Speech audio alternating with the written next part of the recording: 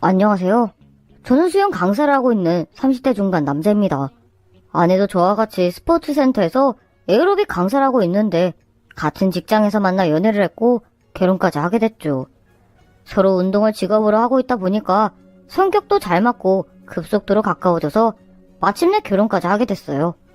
게다가 서로 종교도 같아서 같이 교회에 다녔습니다. 사실 저는 아주 열심히 다니진 않지만 그래도 서로 같은 종교라서 그 문제로 다투지는 않을 거라 생각했죠. 그리고 저와 아내는 같은 체육인이기도 하고 같은 종교를 갖고 있어서 천생연분이었어요. 체육인들은 종교 문제뿐만 아니라 직업적인 특성 때문에 비체육인들과 대화를 나눌 때 좀 부딪히는 문제가 있거든요. 솔직히 우리 같은 체육인들은 좀 단순한 구석이 있습니다. 매사에 복잡하게 생각하지 않고 소위 말빨이라는 게 다른 사람들보다 부족하기 쉽거든요. 그래서 비체육인과 연애를 시도할 때 최대 걸림돌이 대화였죠. 소개팅 같은 데 가면 상대 여성이 저를 보고 첫눈에 호감을 갖습니다. 몸도 건장하고 제가 수영을 하다 보니 어깨가 다른 남자들보다 넓거든요. 그래서 연예인들처럼 작은 얼굴은 아닌데도 상대적으로 얼굴이 작게 보이면서 호감을 발산했어요. 하지만 그 뒤에 만남이 잘 이어지지 않았죠. 제가 그렇게 말재간이 있지는 않거든요. 말보다는 몸쓰기를 좋아하다 보니 그렇게 된 거죠. 그리고 아내도 저와 마찬가지였습니다. 그래서 아내와 관계가 발전되고 연애를 할 때 서로 참 좋았죠. 연애 시절 데이트할 때도 여름철에는 물에서 즐길 수 있는 레저 스포츠를 하고 겨울에는 스키 같은 걸 즐겼어요. 스키는 아내와 제가 겨울철만 되면 무조건 시즌권을 끄는 뒤 매주 주말에 스키장에서 살다시피 했죠. 평일에도 수영 저녁반이 없는 날에는 야간 스키를 타러 가기도 했고요. 물론 저와 아내의 전공이 수영과 에어로빅인데 무슨 스키냐 의문을 가지실 수 있는데요. 보통 체육 전공한 사람들은 자기 전공이 아니어도 일반적인 레저 스포츠는 죄다 잘합니다. 체육 대학 다닐 때 배우기도 하고 남들보다 운동신경이 좀 발달되어 있어서 처음 하는 것도 금세 배우거든요. 그렇게 아내와 저는 비슷한 직업, 집안에 같은 종교를 가져서 서로 궁합이 잘 맞아 연애도 잘하고 결혼도 하게 됐죠. 그리고 그것뿐만이 아니었어요. 보통 드라마 같은 거 보면 둘이 좋아 죽어도 상대방 집안 어른들이 반대를 하면 결혼까진 못 가는 경우가 있잖아요. 그런데 저는 결혼 전 연애 시절에 처음 처가에 갔을 때 저 부모님들이 무척 저를 좋아하셨죠. 특히 지금은 장모님이 되신 당시는 여자친구의 어머님이 저를 참 좋아하셨습니다. 연애 시절 처음 아내 집에 방문했을 때 장모님이 저한테 그러시더라고요. 아휴, 어쩜 수영을 해서 그런지 어깨도 떡 벌어지고 몸매가 아주 예술이네. 그러면서 제 어깨를 막 쓰다듬으셨죠.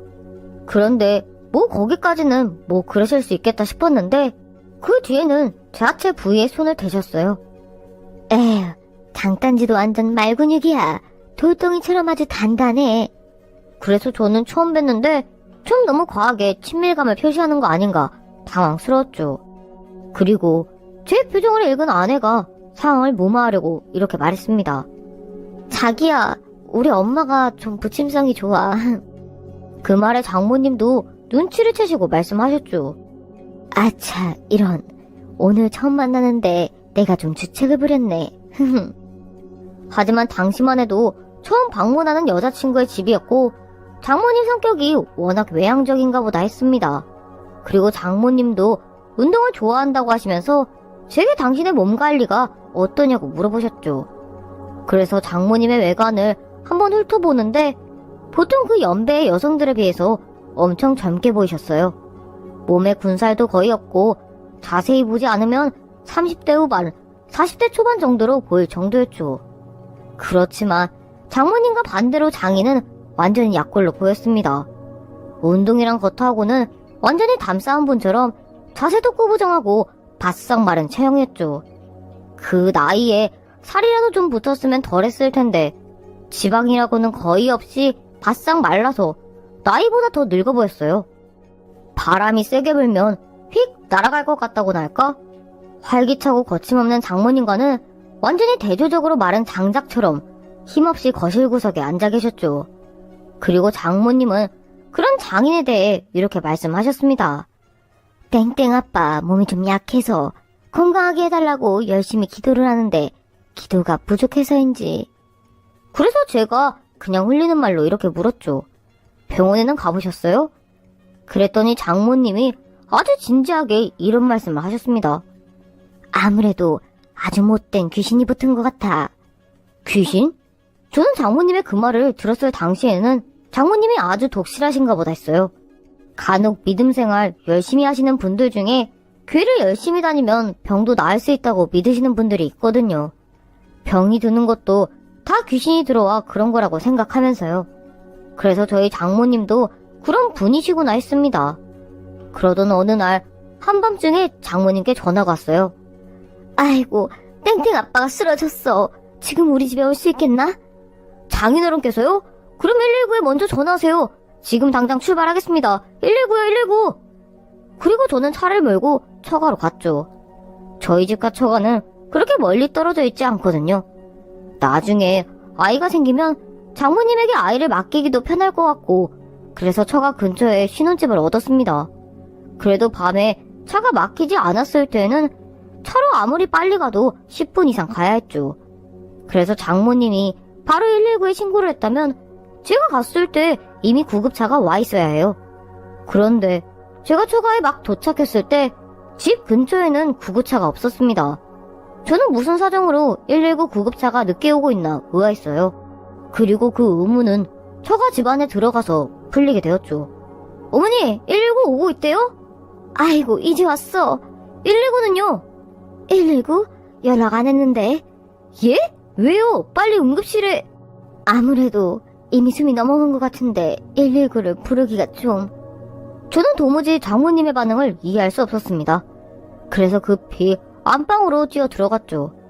그런데 안방 분위기가 좀 이상했어요. 침대 한가운데 장인이 누워 계셨고 그 옆에 커다란 십자가가 눕혀져 있었죠.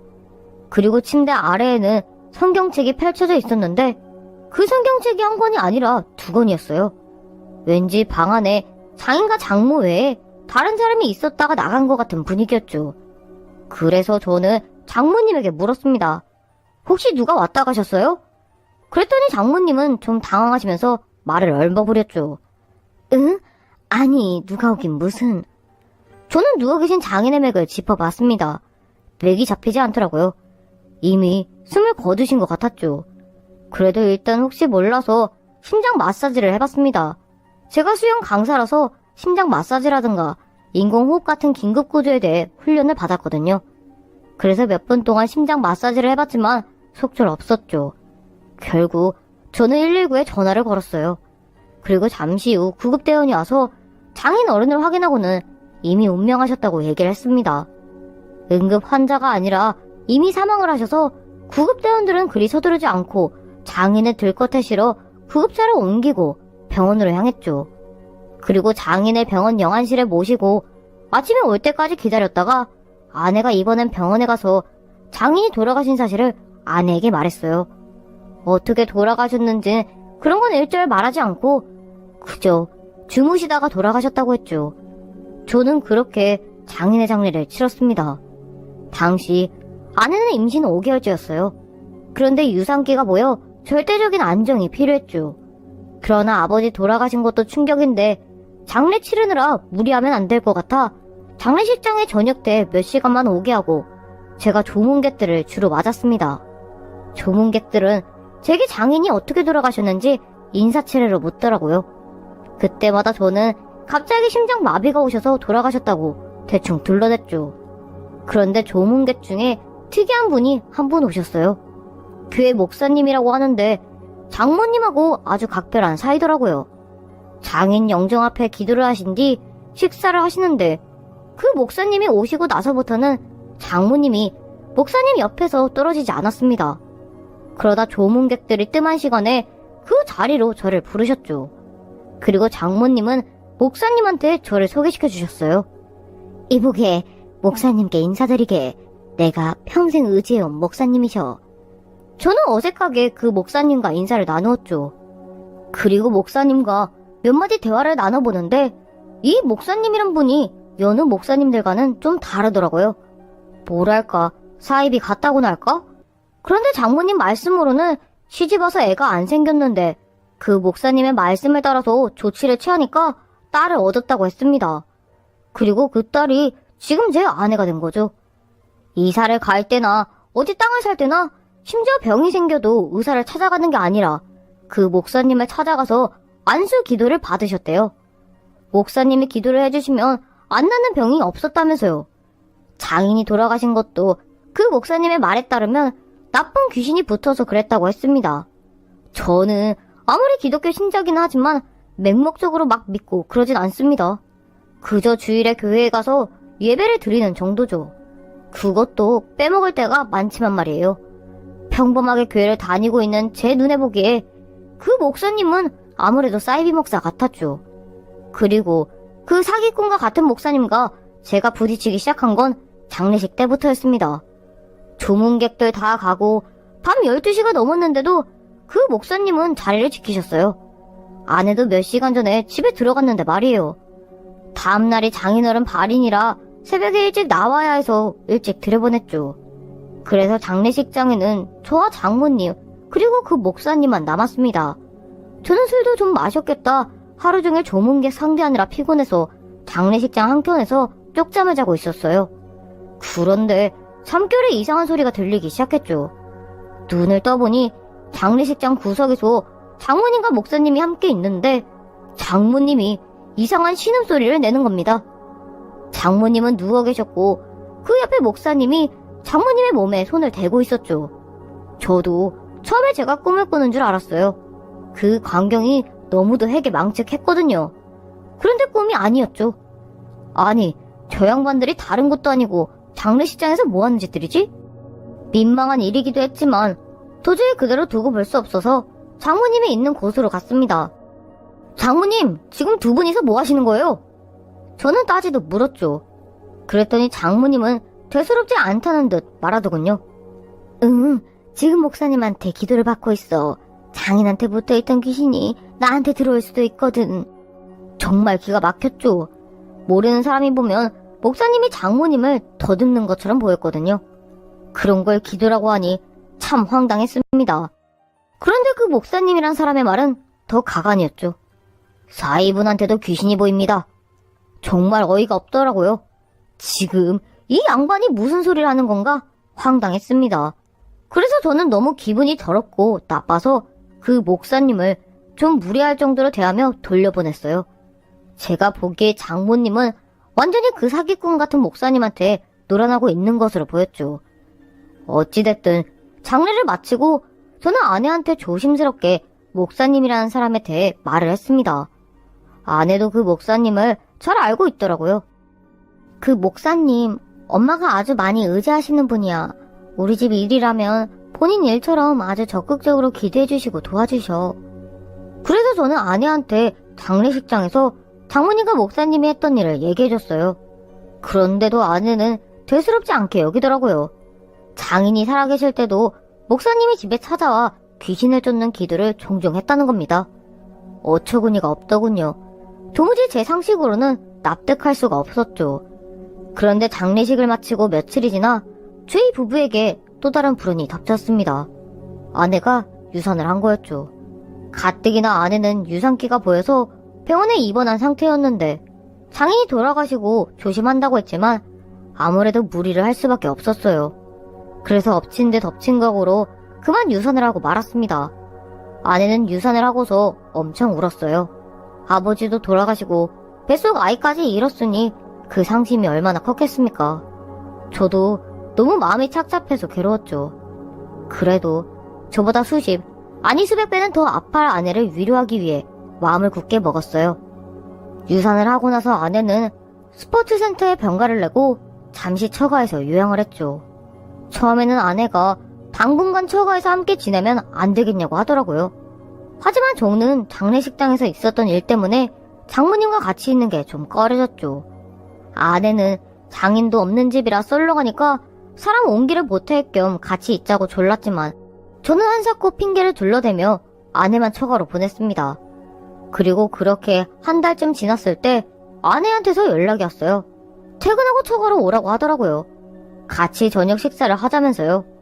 그래서 이것까지 거절하기엔 좀 눈치가 보여서 처가에 가서 저녁을 같이 먹었습니다. 그런데 장모님은 저녁을 먹는 자리에서도 이상한 헛소리를 풀어놓기 시작했죠. 장인이 돌아가시고 나서도 집안에 나쁜 귀신이 떠나지 않았다는 거예요. 아내가 유산한 것도 그 귀신 탓이라면서요. 저는 또 그 소리를 들으니까 발끈해서 얘기했죠. 장모님, 제발 그런 말도 안 되는 소리 좀 하지 마세요. 이 사람 원래 유산기가 있었어요. 의사 선생님이 절대적인 안정이 필요하다고 했는데 장인어른이 돌아가신 겁니다. 장례 치르느라 스트레스 받고 그래서 악화된 거지 무슨 귀신이 어쩌고 저쩌고입니까? 자네도 교회 다니지 않나? 성경 말씀에 다 나와 있는 건데 왜 안 믿어? 귀신 쫓으니까 장님이 눈을 뜨고 안증뱅이가 일어서고 그랬잖아. 목사님도 그러셨어. 귀신을 제대로 쫓아내야 다시 아이도 가질 수 있고 건강을 유지할 수 있대. 저는 언제까지 장모의 그런 헛소리를 들어야 하나 화가 치밀었어요. 그래서 더 이상 있다가는 저도 화를 참지 못하고 막 성질을 부릴 것 같아서 집에 돌아오려고 했습니다. 그랬는데 아내가 저를 붙잡았죠. 네, 엄마야. 날 봐서라도 그냥 엄마 말 좀 들어주면 안 돼? 엄마가 당신 잘 되라고 저러지 뭐 못 되라고 그러겠어? 그냥 그러려니 하고 좀 봐줘. 응? 눈물까지 흘려가면서 저를 붙잡는 아내를 보니까 도저히 그냥 뿌리칠 수가 없었습니다. 그래서 감정을 꾹 누르고 거실 소파에 앉아 있었어요. 그런데 아내가 차를 내오더라고요. 그래, 차 한 잔 마시면서 감정 누그러뜨리자 하는 마음에 저는 천천히 차를 마셨죠. 그러고는 뒤부터 기억을 잃었습니다. 갑자기 잠이 든 건지 기절을 한 건지 그냥 완전히 기억이 사라졌죠.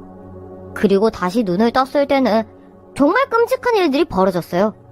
정신을 잃고 시간이 얼마나 흘렀을까? 이상한 느낌을 받으며 무거운 눈꺼풀을 올렸죠. 그러자 저는 침대에 누워있었고 제 주변에 아내와 장모 그리고 문제에 그 사이비 목사가 앉아 있었습니다. 그들은 알아들을 수 없는 말을 마구하며 기도를 하는 듯했죠. 그 알아들을 수 없는 말이라는 게 소위 방언이라는 거예요. 저도 교회 다니면서 간혹 그런 방언 기도를 하는 사람을 보긴 했지만 저를 둘러싸고 여러 사람이 한꺼번에 방언 기도를 하니까 공포를 느꼈습니다. 그리고 그때 목사가 자리에서 일어서더니 알 수 없는 말들을 외치기 시작했죠. 아내와 장모는 옆에서 더 큰 소리로 방언 기도를 했어요. 저는 거기서 벗어나 보려고 비명을 지르기 시작했습니다. 그러니까 목사는 더 큰 소리로 이렇게 외쳤죠. 귀신아, 물러거라! 예수님의 이름으로 명하노니 쏙 물러가라! 귀신이 붙어있는 제 육신에 예수가 와야 귀신이 떠날 수 있다고 말하면서요. 그리고 목사는 저한테 아주 험한 욕설을 퍼붓기 시작했습니다. 저한테 하는 욕이라기보다는 제 안에 있는 귀신한테 하는 소리였죠. 저한테는 그게 그것처럼 여겨졌지만 말입니다. 앞서 말했다시피 저는 체육인이에요. 보통 사람들보다 힘이 센 편이죠. 그리고 생명의 위협을 느껴서인지 그때는 더 초인적인 힘이 나왔습니다. 그래서 저는 있는 힘껏 몸부림을 쳤고 목사가 침대 아래로 굴러떨어졌죠. 그러자 방언 기도를 하고 있던 장모와 아내가 깜짝 놀랐어요. 그리고 저는 온 정신과 힘을 다해서 침대에서 빠져나왔습니다. 지금 뭐 하시는 거예요? 미쳤어요? 그랬더니 장모와 아내는 더 큰 소리로 거의 울부짖듯 기도를 했죠. 주여, 주님의 이름으로 명하노니 귀신아 물러가라. 그 소리에 저는 그대로 도망치듯 처가를 빠져나왔습니다. 그러나 처가를 나와서 경찰에 신고를 할까 이런 생각도 해봤지만 경찰한테 이야기해봤자 저를 미친놈이 헛소리한다고 여길 것 같더군요. 저라도 제가 겪은 일들을 들으면 말도 안 되는 헛소리라고 여겼을 거예요. 그러나 뭔가 맹목적으로 믿게 되면 정말 이상한 짓을 하는 경우가 있습니다. 어쨌든 그 일이 있고 난 뒤 저는 지금까지 아내와 별거 중이에요. 아내는 장모와 함께 처가에 있죠. 하루에도 몇 번씩 아내와 장모가 번갈아 가면서 제게 전화를 걸어요. 그 목사님한테 귀신 축사 기도를 받아야 임신을 할 수 있고 건강하게 아이를 낳을 수 있다고요. 도저히 제 상식으로는 받아들일 수가 없습니다. 그래서 아내와 장모에게 저는 이렇게 말했어요. 그 사이비 목사 말을 계속 믿을 거면 이혼하자고요. 저랑 이혼하고 그 사이비 목사가 점지해주는 남자를 만나라고요. 그러나 여전히 아내와 장모는 저를 설득하려고 하는데 저는 그럴수록 이혼에 대한 결심이 강해지고 있네요. 어떻게 하면 무사히 이혼할 수 있을까요?